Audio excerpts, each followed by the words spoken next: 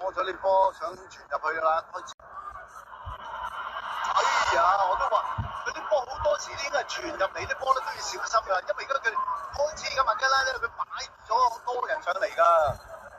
呢下其實好危險，好危險啊！呢個波其實好危險㗎。試下港隊嘅防守，扯到埋去啲咁嘅落點出好精彩啊！交流有啲事，然之後受身倒地先。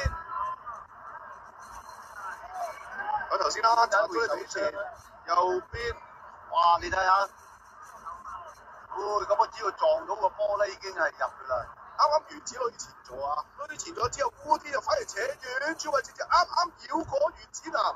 如果爭啲一殺後想接佢18號仔就伊斯林，但係伊斯林亦都咧就係撞唔中喎。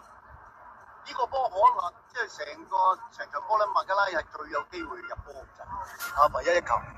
個波好危險啊！咁樣傳到出嚟啊！係啊，當時啲其實人就多喺度㗎，我哋香港隊不過問題冇個即係睇到佢就咁甚至走啦，好在佢踢唔到個波啊！伊斯林都踢過森多利亞青年軍㗎嚇，就係22到24年期間，都係近年嘅事嚟嘅啫。哎呀，阿力斯添喎！如果謝家榮有咩意喐咧，就換埋我哋本身今次嘅3號門將㗎咯喎。長人門將阿力斯亞1.99米嘅身高，36歲。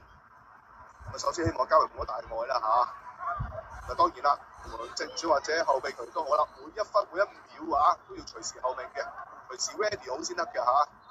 心理生理都係啊。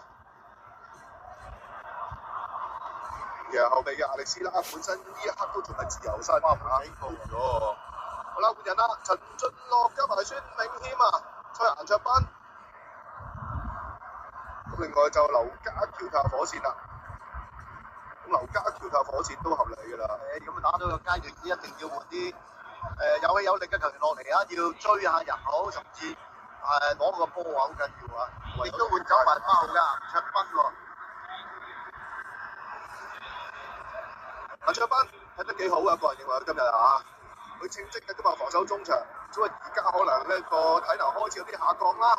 落咗大半場75分鐘，咁而家就換入個體力充沛嘅陳俊樂，都係極有卡士嘅球員啊！陳俊樂，朱孫銘謙就啱啱傷愈復出啦。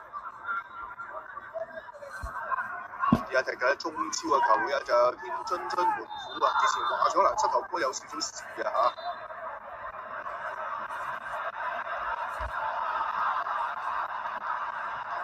呢邊咧就有白衫渠咧就係倒地先啦。趕走咗啊陳俊一喎，應該3號啊，3號嘅周元德啊，點